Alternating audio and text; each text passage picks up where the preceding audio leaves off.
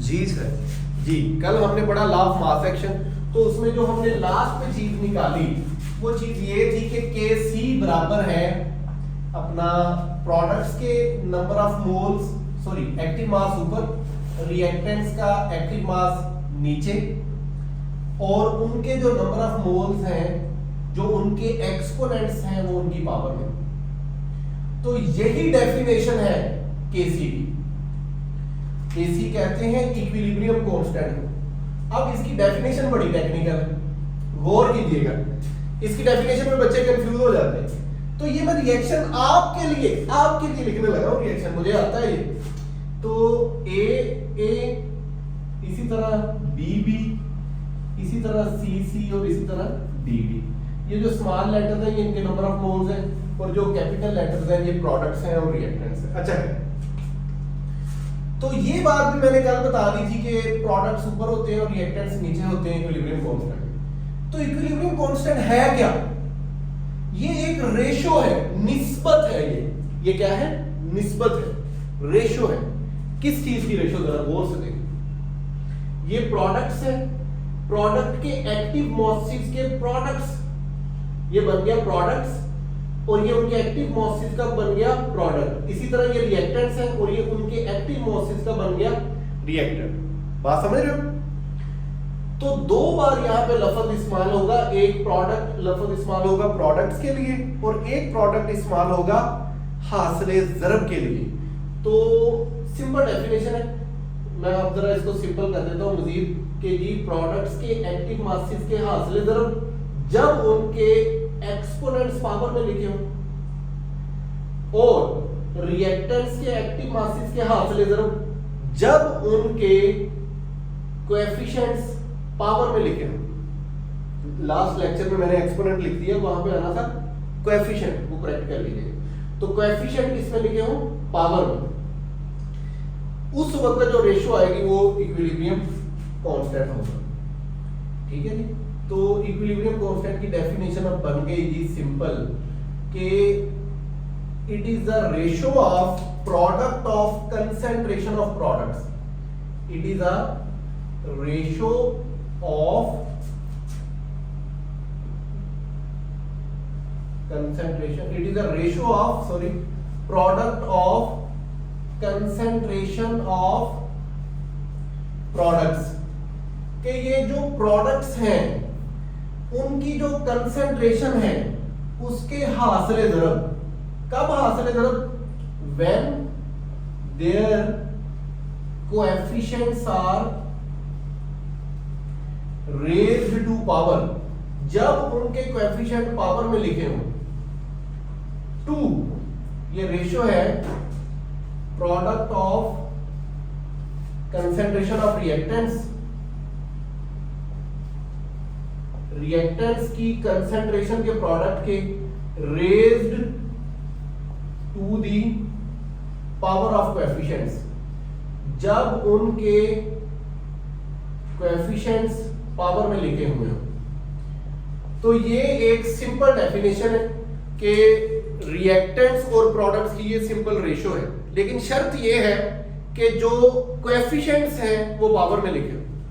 तो Kc के अब हम यूनिट की बात करें तो Kc एक बड़ी दिलचस्प चीज है, इसका यूनिट चेंज हो जाता है। जैसे मैथ्स का यूनिट किलोग्राम ही रहेगा, और बाकी उसमें बड़े हो सकते हैं कि जी 10 टन हो सकता है, लेकिन वो बेसिक जो है वो ग्राम ही रहेगी। अच्छा क्या, इस तरह टाइम का यूनिट सेकंड ही है, लेकिन Kc एक ऐसी दिलकश चीज है कि इसका यूनिट डिपेंड करता है रिएक्शन पे। कुछ ऐसे रिएक्शन भी हैं कि इसका कोई यूनिट नहीं होता उनके लिए, कुछ रिएक्शन के लिए और कुछ के लिए और। तो बड़ी दिलचस्प चीज है ये। तो यूनिट इसका डिपेंड करता है रिएक्शन पे, डिपेंड अपॉन रिएक्शन। मैं यहां पे आपको एक बात लिख देता हूं, ये आई हुई है शॉर्ट क्वेश्चन में, कि जी अपना किन तरह के रिएक्शंस के लिए Kc का कोई यूनिट नहीं होता।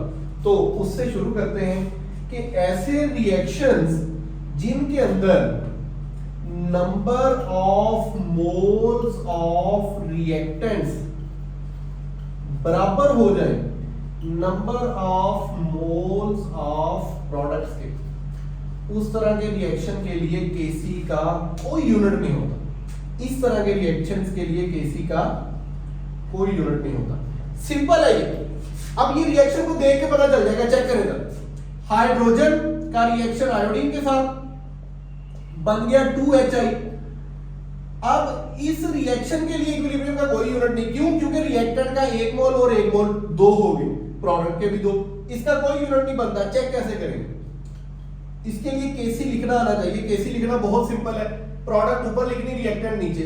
अब इसकी प्रोडक्ट है Hi, 2Hi प्रोडक्ट नहीं है, ये बच्चे मिस्टेक करते हैं, ये वो छोटी है जो मैं बात कर रहा हूं, लेकिन चूंकि ये मैट्रिक का लेक्चर है इसलिए बात कर रहा हूं।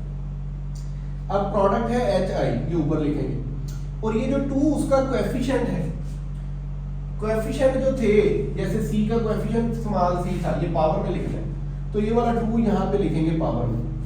और ये क्या है? H2 और I2, H2 और I2। अच्छा, ये H2 वाला 2 नहीं ऊपर लिख देना, जो एलिमेंट के सिंबल से पहले चीज लिखी है वो ऊपर लिखनी। अच्छा क्या है?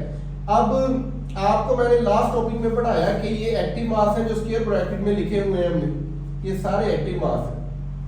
समझ गए बात को? अब ये एक एक्टिव मास है, इसका यूनिट है मोल पर डेसीमीटर क्यूब, तो ये उसका क्या हो जाएगा? स्क्वायर। और नीचे ये 2 मोल पर डेसीमीटर क्यूब है, तो ये एज इट इज आएंगे क्योंकि इसके ऊपर कोई पावर नहीं है। तो 2 ऊपर मोल पर डेसीमीटर क्यूब, 2 नीचे, ये कट गए।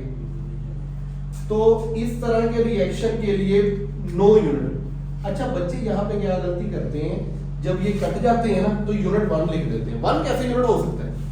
वो कट गया 1 आ गया, 1 यूनिट नहीं है, 1 नहीं लिखना, नो यूनिट।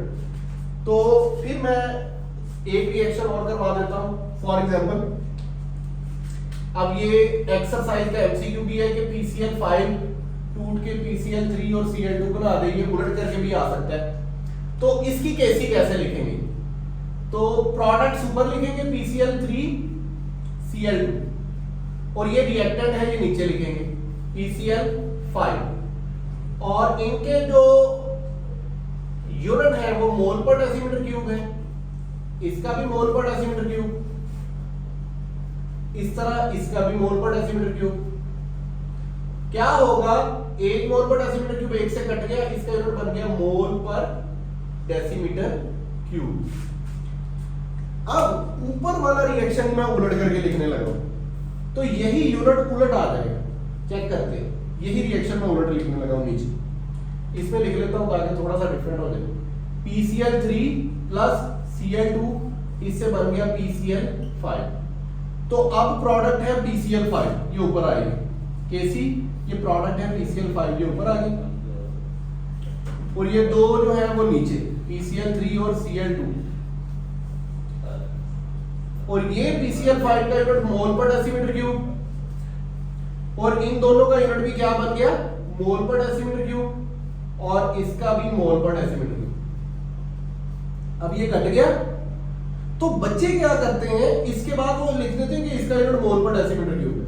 ये इस तरह करते हैं बच्चे, क्योंकि बच्चे जो है वो बच्चे नहीं होते, वो बहुत अच्छे बच्चे होते हैं। आप सबको पता है कि बच्चे जो हैं वो बच्चे नहीं होते, वो बहुत ही ज्यादा अच्छे बच्चे होते हैं। तो ये मोल पर डेसीमीटर क्यूब जो है बच्चे इस तरह लिख देते हैं, लेकिन बच्चा ये भूल जाता है कि ऊपर जो कटा है उधर 1 आ जाएगा और नीचे मोल पर डेसीमीटर क्यूब आएगा, तो ये 1 ओवर मोल पर डेसीमीटर क्यूब है। तो अगर इसको सॉल्व करें, ये डेसीमीटर -3 ऊपर जाके पॉजिटिव हो जाएगा मेरी तरफ, नीचे नेगेटिव है आपकी तरफ, ठीक है।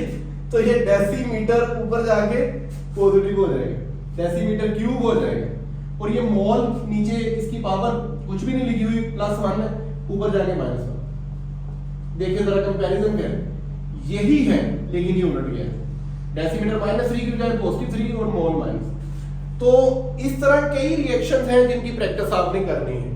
तो मैंने आपको ये खाका उनका एक स्केच करवा दिया है, बाकी और भी रिएक्शंस किए जा सकते हैं, वो सिमिलर होंगे, सिर्फ प्रोडक्ट ऊपर, प्रोडक्ट के नंबर ऑफ मोल्स पावर में, रिएक्टेंट्स नीचे उसके नंबर ऑफ मोल्स पावर में, उनके यूनिट दर्ज करके जहां से कटता है काट के, सिंपल है।